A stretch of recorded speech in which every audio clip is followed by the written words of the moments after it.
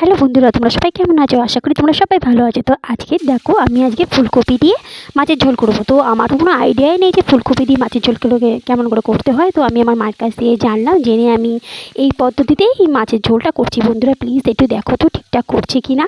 মানে আমি তো একদমই কোনো দিন আমি ফুলকপি দিয়ে মাছের ঝোলটা করিনি, শুধু আমি মায়ের থেকে শুনে শুনে করেছি। কিন্তু আজকের একটুখানি মা তো পেঁয়াজ দেয় না, আমি পেঁয়াজটা অ্যাড করেছি, আর দু একটা জিনিস টমেটো অ্যাড করেছি।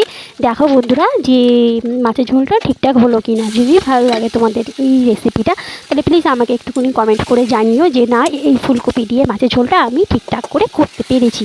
শাশুড়ি প্রায় বলে যে বৌমা তুমি মাছের ঝোল করতে পারো, মাছের ঝোল করতে পারো না, কিন্তু আজকের এই নতুন পেঁয়াজ আর টমেটো অ্যাড করে মাছের ঝোলটা আজকের কীরকম খেতে হবে সেটাই হচ্ছে দেখার। আমি দুপুরবেলা তোমাদের আর একবার ভিডিও করে জানাবো যে আমার শাশুড়ি মায়ের রিভিউটা কীরকম, শাশুড়ি মা খেয়ে কী বললো, ভালো লাগলো নাকি ভালো লাগেনি।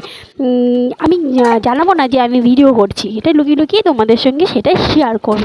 আর এই মাছের ঝোলটা মানে যখন নাকি করছিলাম দারুণ গান মানে স্মেল বেরাচ্ছিলো। যদি ভালো লাগে তো লাইক কমেন্ট শেয়ার করতে ভুলো না।